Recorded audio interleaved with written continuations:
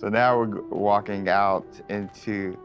We really tried making these low-ceilinged dorms to give you that Badger set sort of feel. And the first thing I know is the music. The score is amazing with this. Gorgeous. And I'm calling out here, this is unique music that you're hearing for the Hufflepuff Common Room. Go back to those Common Room videos we released, you'll notice the music's a little bit different, and that is entirely intentional. We just want to welcome you to your common room in every single house, just a little bit differently. Begin customizing that experience right away. Oh my gosh, that's so awesome. Look at that. So I mean, beautiful design. We could spend like the entire rest of the stream just in the common room here and talking about it, and I'm sure Boston and James could be like just geeking out over it. All the details come from J.K. Rowling's writings for this common room. The round doors, the hanging vines, even the dancing badgers on the fireplace. It's got a real earthy vibe. Yeah. It's very, very earthy. Which is like elements for each of the houses, right? Hufflepuff is earth, Ravenclaw's air, Gryffindor is fire, and Slytherin is water. We really leaned into that for each common room. Wow. So if it feels earthy, we've got a little earthen passageway. That's what we were. Hopefully, it should feel very familiar. Yeah, it does. It does. But I know you don't want to leave, but we're gonna be leaving. Thank you. I understand. Whoa, the sound effects though. Like, looking back at the past trailers, it was just music, but kind of hearing how Hogwarts is now, it's so cool. Very tactile. Yeah. Andrew's going to make use of one of our spells, Revelio. Use Revelio right here, because there's a little magic going on. You notice a little something there. Yeah. So these are something that we kind of interchangeably call Revelio pages or lore pages. And you'll notice a bunch of things pop up on the screen. Yeah. You see that we got some XP for it. Mm-hmm. And you can also see that we've advanced something called like a field guide challenge up in the corner. And I did notice the flue flame just ignite right there, which was so cool. Yeah. Oh man. Fast travel points there. House hourglasses. We had to, how much fun was it designing those and putting all those in there? They're gorgeous, but that they're there just like in the books. Yes. Right next to the Great Hall. It's a nod to lore. House points is not a core mechanic or system in the game. We didn't turn it narratively. into like a gameplay system, but it's definitely present throughout our narrative. And there are lots of choices where we want to nod to things that aren't necessarily gameplay systems, but we nod to them as part of the narrative. Over to the right Part of the there, music Andrew world. was teasing, that's the Great Hall over through those doors. Again, we're not going there. He's just kind of like, no. Cool. Here's another collectible page. You know, just again showing you like just these things around Hogwarts that you can do and pick up. And that's a shot straight from the trailer too. Just that part right there. I recognize that. I might be giving you a little fan service here with callbacks to those. So, And this must be summertime, because I noticed these are the summertime windows. These windows will change with the seasons. Yeah, the detail I put into this is kind of, I get surprised by it all the time. That's a sentient magic castle, so. Oh man. And we're going out. Look at that. This is where the students would normally kind of congregate, just to kind of chill out, play, meet each other outside of the Great Hall before and after meals. and I love the way that when the castle interconnects to, that it interconnects outside, inside. There are pathways on both sides of things, so you really get a sense of scope to how big this castle is. And when you see things, like you'll notice a bridge over there, that's a place you can go to and cross. Like everything that you see is a place that you can visit. Wow. We put a lot of effort in making it feel really alive. Not just with student population, but even just the greenery and stuff. It's Scotland. Yeah. And this castle's been here for hundreds of years, so just kind of the moss and all the trees that have overgrown it, and Oh my gosh. that landscape, that This Scottish. location might look a little familiar to you. I thought I recognized it. I believe this is from the Spring ASMR, and yes, so that puzzle right there, that view, Andrew is taking us right back to I am going to tell Andrew not to interact with that puzzle and to keep moving on. No. We can't spoil everything. We can't give you everything, right? Hogwarts contains a lot of secrets. Oh my God. But this is this grand entryway right here coming down into a really kind of central area.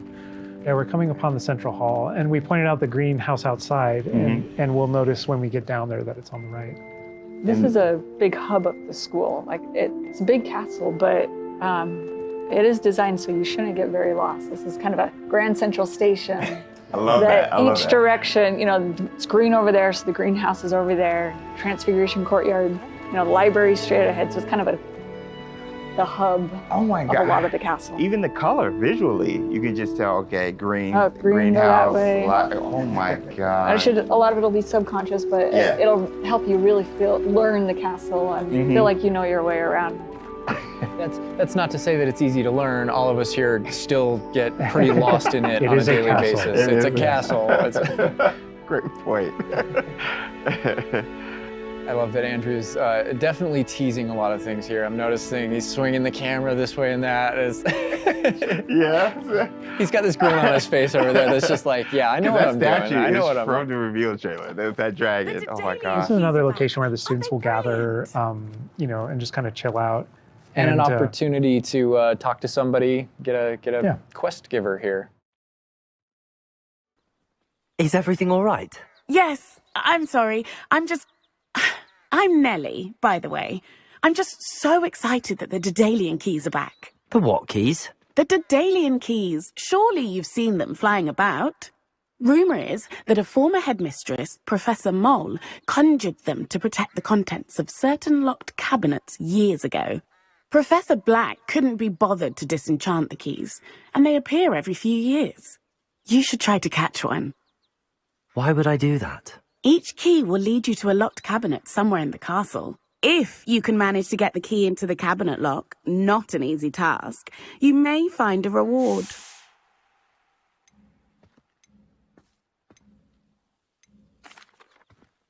Perhaps I'll give it a go. I hope you do. In fact, I think I heard one of the keys in the astronomy tower. You should listen for them.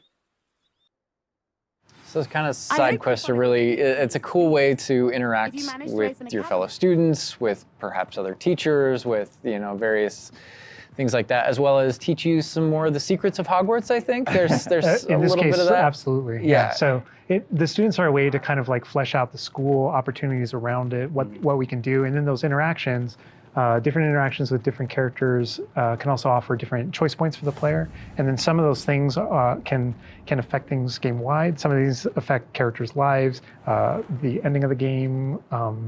And sometimes it's just about you being a little bit of a nice guy or just being a jerk. Yes, absolutely. So the scale really varies, but those opportunities exist for the player. Wow, look at this.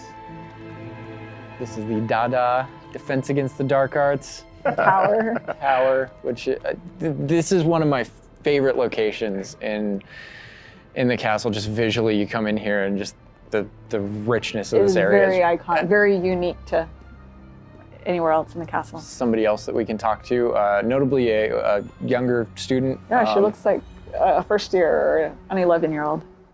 Are you all right? Don't you know who I am?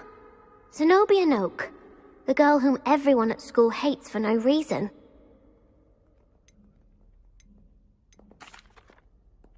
Everyone hates you. Why? Because Hogwarts is full of bullies and spoilsports. Leander Pruitt's one of the worst, that no-talent moon mind. I wanted to make some new friends, and so I brought my collection down to the common room. My gobstone collection, that is. I was hoping someone would want to play. Are you familiar with gobstones? Little balls, like marbles. Grand game. And if you lose, they spray you with a foul-smelling liquid.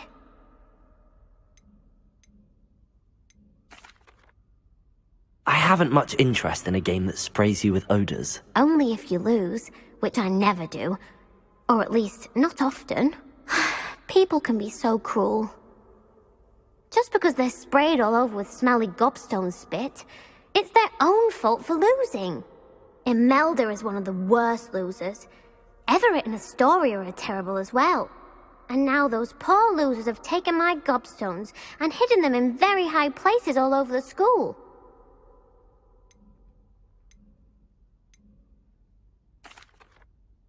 Sounds as if you caused the smelly situation and they responded accordingly. I didn't make the rules.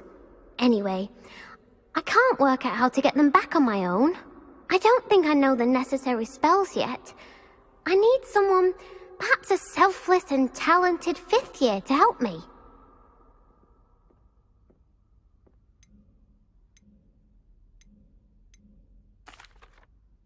I'll see what I can do. I'd appreciate the help.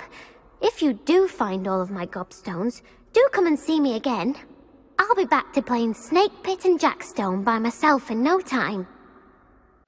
I love that interaction with her because there's so many ways that you can go with that. You can you can feel for her. You can be a jerk to her. You can be like, gobstone sounds awful. It sounds like you're just mean. Yeah, and your opportunities to be mean there aren't over. So, they continue. That's a good example of the gobstones too. I know people are gonna ask, gobstones playable? They mentioned it, right? Yeah.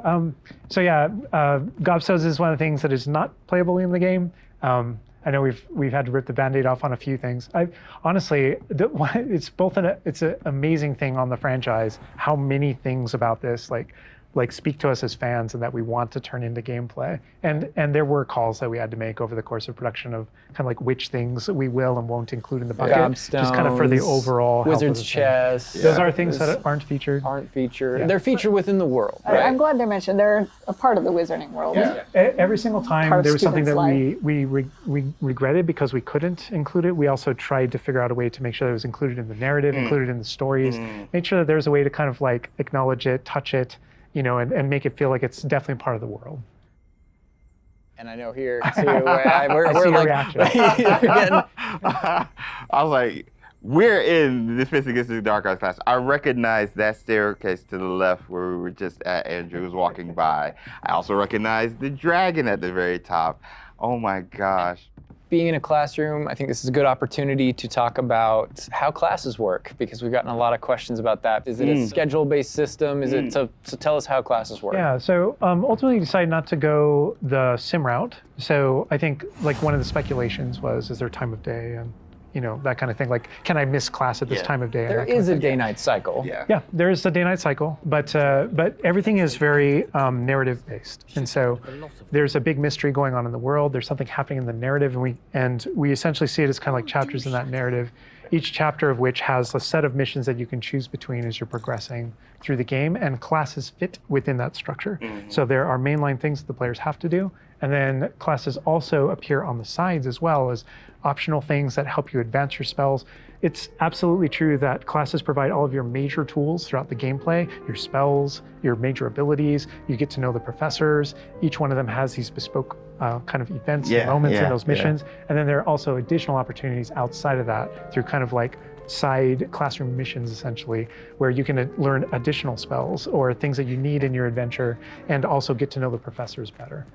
And I just want to call out something that Andrew's been kind of showing off, ways to kind of interact with the environment and just engage with the world. And, maybe down there who's sipping some tea with the Victorian high, high society. High society. And it's no wonder you like this area because we built it for like the purebloods and the Slytherins. Oh, come on. Well, like, speaking of lived in, like, the sound effects again, the chatter of the communication that's happening and the footsteps, like, it just makes it feel more alive. Little events like that, brooms going I by just saw overhead. a broom go by. Love that. The data tower was one example, but no two hallways should look the same in Hogwarts. It has a lot of personality. Every hallway should be a little bit different, and that's mostly to help orient the player, help you not get lost. But this is Hesperus Hall. That's a little nod from the Marauders, a name that came from the Marauders map. But every hallway will have a little bit of a different personality and personality. I like that because it does. Like Hogwarts has character. Hogwarts is its own character, no matter where you go. Yeah. Feels just a little bit different. Yeah. It's a sentient castle full of magic for hundreds of years. It's going to kind of grow and develop. I heard something. Yeah. Speaking of characters. Speaking of magic, Mr. Magic himself. My future poltergeist too. We talked about building on lore too. I know there's that statue over to the side. Do you know who that is? Lachlan the Lanky, and he's got his Bowtruckle friend. And I think if players don't know, there's another Revelio page there. Yeah, there's a map of Argyllshire. We know the fat lady hides there. Hides behind it. That's right. The third book. But sometimes a hallway has personality by how it looks, or we just passed a music hallway where the portraits have kind of taken it over, and so the sound makes it really unique. All right, I gotta call this out here. I know there's been some criticism in the past that our trailers and our gameplay and what we've shown so far has not had enough owls, okay? So here we are at the owlery. We're looking directly at the owlery to show you all of the owls. It's a lot of owls. It's a lot of owls at the owlery. I love the owls. fog rolling down that Great callback. Great call. I also love that as one of my favorite things about just kind of going around on the outside of the school is that all those things that I see are places that I can go to, that I can visit. I just love that sensation, That's knowing so that is cool. real. That lovely Scottish countryside. We're kind of closing out our mini tour of Hogwarts, and again, it was but a fraction of this enormous castle. But we're closing it out here in the clock tower, so another recognizable location. Yeah. But this is where Crossed Wands, which is the secret, not so secret dueling club is that the students have put together. Professors definitely know about it, but they think they're being clever. And it's run by this Lucan Brattleby here, who's in a younger year, but we kind of like that that he's running things. Hello, Lucan. May I use the training dummy? Of course. I'll fetch it and give you a list of combinations to practice. Ready to have a try now? That would be wonderful. Be sure to cast all your spells before the dummy lands. If you need to stop practicing before you finish all of them, let me know. and this is a really good opportunity to now jump into combat, because really in the game, this is going to be the first time where you yourself get to learn about combat and combos in a big way and in a new way. For me personally, this was where the game really starts to open up to the possibilities. Yeah. So we've set up a training dummy, and this is kind of an activity where you're supposed to execute according to kind of the iconography on the top. Now, what we see on the top is the Accio spell, followed by 4 what we just kind of lovingly refer to as basic shots.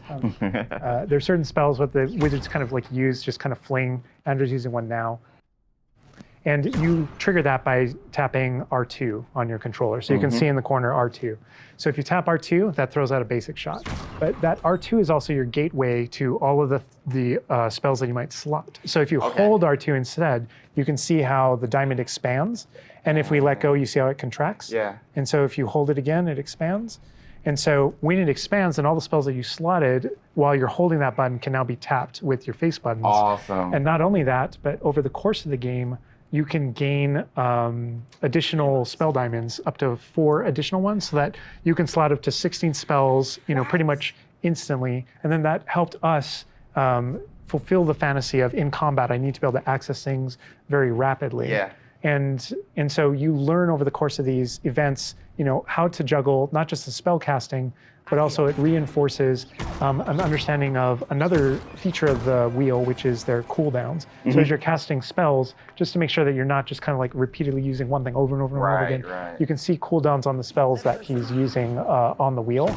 And then as you progress through the game, there are different things that can affect things like cooldowns through your talents, different things that allow you to kind of juggle and adjust and update those things.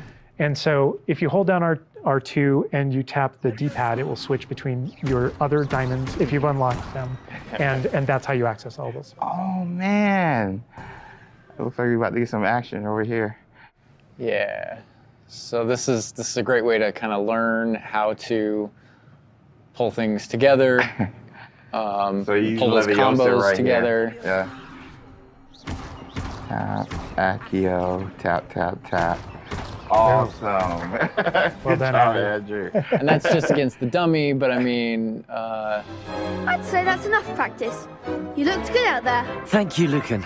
I say better to discover one's weaknesses during practice than during a duel. You'll be a fearsome challenger now.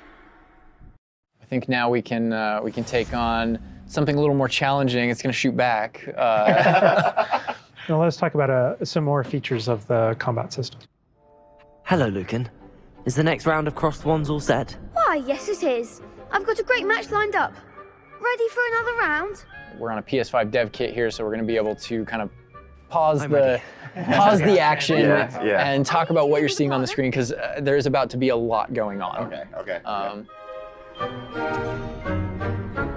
All right, here you can select if you want to fight with somebody else, some of your the other classmates. students. Yeah. But in this case, we're not. We want that action to feel a little more frantic towards you to really get you that sense of combat. Back into gameplay here. Andrew's gonna pretty handily finish these other students off here. Win this Look how duel. fast it is. It's like a dance.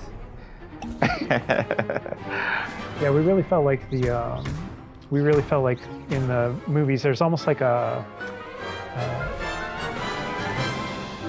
it's kind of like there's this element of kind of like fencing from a very great distance. That's such a good call. And there are a lot of things that we had to do with our controls and combat system in order to kind of capitalize on that idea that's pretty unique to the Wizarding world. Understandable. Yes. Well, perhaps you should try that next time. The other duelists have already taken notice of you, but after that last round, they'll really have it in for you. You'd better keep practicing if you want a chance at winning, or at least surviving the next round. I'll let you know when we're ready. Hope to see you then. The next round is for all the gobstones, so to speak.